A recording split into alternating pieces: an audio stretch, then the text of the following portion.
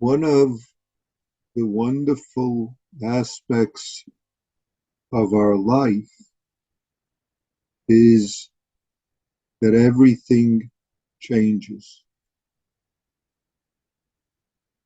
And one of the most difficult aspects of our life is that everything changes. And the difficulty often manifests itself in our reaction to the way it's changing, to when it's changing, to how it's changing, for whom it's changing.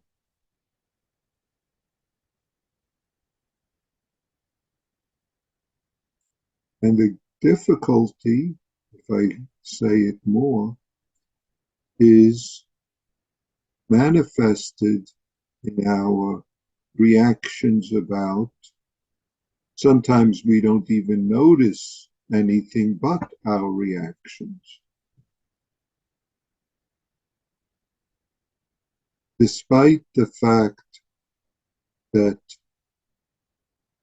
both the ongoing changing is exactly our life and our actions and reactions are the most intimate and also sometimes the most pernicious, depending upon how we manifest them, how we get caught up in them. They are our opportunities to truly be the wonderfulness of this life, to truly appreciate and taste this moment of forgetting self, or forgetting, as we say, self-centered thoughts and feelings and reactions that we want to hold on to. Their arising is just their arising, but what we do with them is our opportunity to enjoy, appreciate, live this moment, live, be this perfect way, be awakened by the way the universe manifests now, the light, the smell, the bodily experience, the inside-outside senses, and the whole world. Or to react with, I want to escape from this. I don't want this. This isn't fair. This shouldn't happen.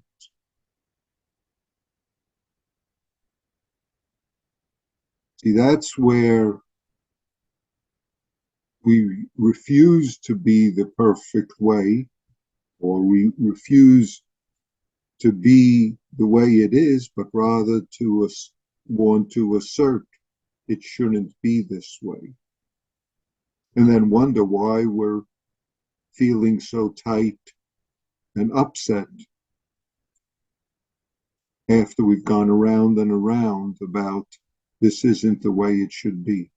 I've ordered it otherwise. It's their fault.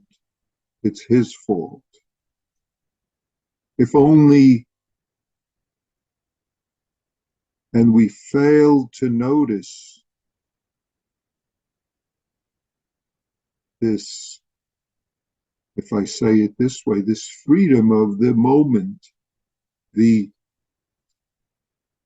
unhinderedness of being just as we are. And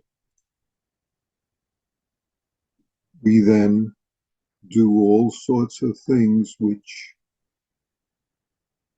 If we notice them, we would be very easily not taken in by it. That's why when we speak of practice, it's very simple. Being just this moment. Or it's very difficult because we're entangled, or as we say, caught in self-centered stories. We're caught, and it's always in the specifics for us to notice, what am I caught in right now? What am I believing right now? What am I rejecting? Which of the 10,000 ways the universe manifests as this body, mind, and all the beings that share this universe with me do I want to fight with right now, rather than allowing myself to be awakened by this? That's our opportunity, our freedom, if I say it that way. Or it's our time when we want to impose conditions on how this should be, how he, she should be.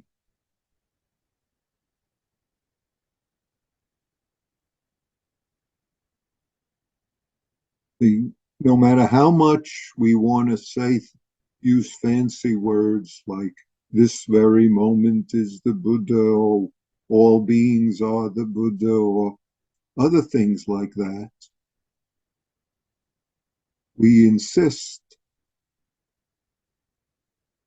on fighting that. We refuse this moment awakening. And what's important is not to try to make it happen, but to notice for ourselves how we're refusing it so that we can, for a moment, respond to that. Respond to, if we use the general word, likes and dislikes. Respond to the insistence of what this means and what this doesn't mean.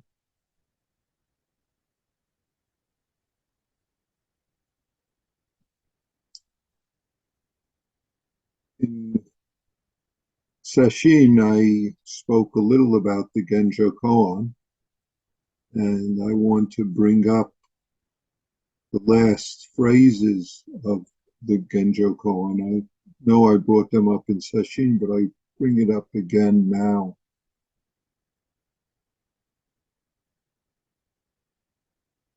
Genjo Koan, for those of you who don't remember, is by Dogen Zenji, Zen Master Dogen. Priest Paoche of Makushan was fanning himself. A monk approached and asked, "Sir, the nature of wind is permanent, and there's no place it doesn't reach. Why then must you still fan yourself?" Although you understand the nature of wind is permanent, says Fauci, you do not understand the meaning of its reaching everywhere. The monk asked, "What is the meaning of its reaching everywhere?" The master just fanned himself. The monk bowed with deep respect.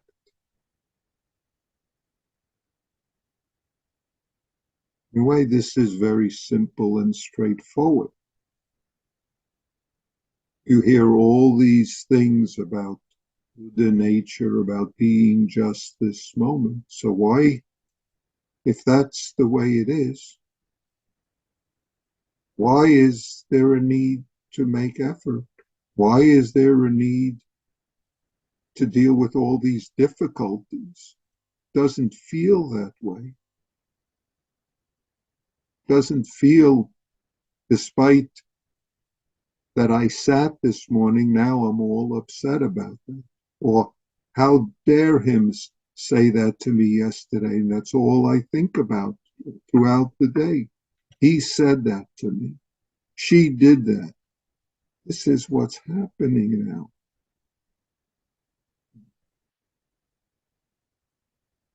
Right here is just as it is our opportunity to be what our life is. And yet there is our part to do. It's not to make something different. It's to see that the opportunity to fan myself, to practice what's called for right here, is actualizing the wind of our nature. Actualizing means to make it for what it always is. Make it for what it is right now, which isn't something static or abstract, but it's the very function of being just this moment. Being is active. It's living the life right here. It's not me and life as two different things, but me living this life right here with all the other beings that I encounter. Otherwise, we hold on to likes, dislikes, self, not self, reactions. You could use big words like delusions, delusive mind, discrimination thoughts. All of these arise if we hold on to them and believe them. Otherwise, they're just more wind in the air. There's no problem if we don't tie ourselves to them.